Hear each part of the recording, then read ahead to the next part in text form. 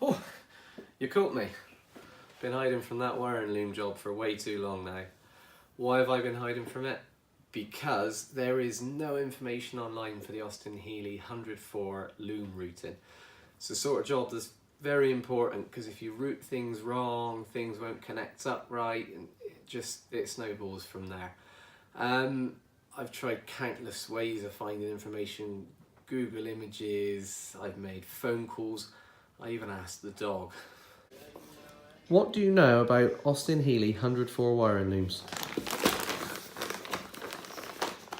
Do you fancy having a go at fitting it for me, please, bud? And that didn't go down very well. The best information I've found has been from Steve Norton from Cape International. I'll put a link to his website in the description below. Steve's been really good through this whole process. Easy to deal with, really nice guy. So, armed with my technical knowledge from Steve, in today's video, we're going to be fitting the wiring loom. Hopefully.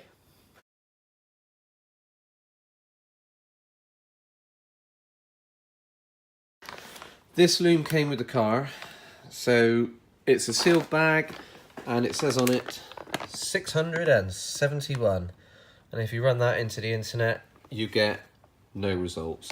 So I don't even know if it's the right loom, to be fair. What I think we're going to do, get it out the bag, have a little look at what connectors we got, lay it out on the floor in the orientation that it sits in the car, and have a little look in the Bible. Austin Healey 100 service manual.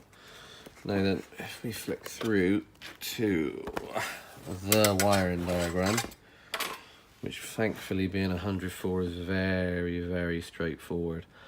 So that's how it will sit in the car itself. Obviously we got the lights and the indicators at the front, and then we've got relays and bits and bobs, voltage regulators on the bulkhead itself, through the car, and then we'll have all of our instruments here, and then it will run underneath the car, and then we've got fuel pump, tank sender, number plate light, rear lights. So let's get it laid out on the floor and let's hope it's the right one for the car to start with. Hello guys, welcome back, even though we're halfway through a video, but welcome back from me because I'm filming this as I go through things. The loom is clipped up and majority of it is in place. I'll just talk you through the routing of it and where things go. Now it terminates down at the bottom, down here on your brake pressure switch. It then comes around and up into a horn. You've then got the middle bit, which takes your column, which will be your horn supply and your indicators. You've then got another horn.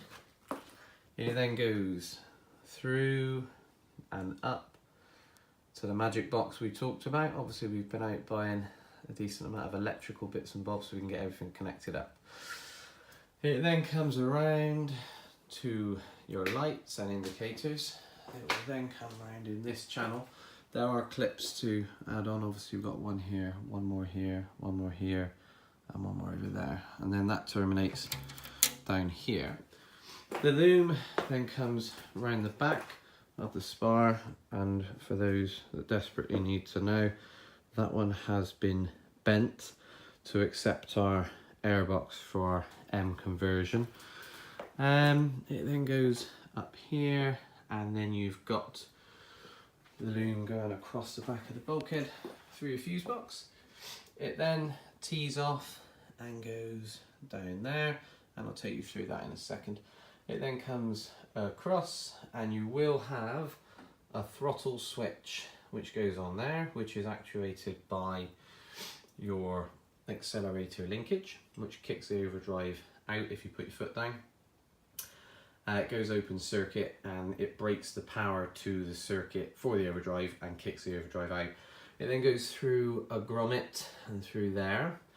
You've then got the loom section just here, which goes around and down for your dipped beam switch. Now from the factory it should come up and around and all not very tidy really, so I've pulled a bit of slack into it because it's very long and pushed it around the back of the loom and then down here, and then it goes through to the switch that mounts down there. The loom then comes across into your voltage regulator and tees off down to your solenoid and also your coil, and then this cable comes around, is clipped up, and then these two here will go to your dynamo. So that's the engine bay side of things. Like I say, cable comes down and underneath the car, and then it goes two ways. It goes along and it connects into the white and brown and white and purple, which I think from memory does your side repeater indicators. It then is clipped to the chassis as tight and as neatly as you can,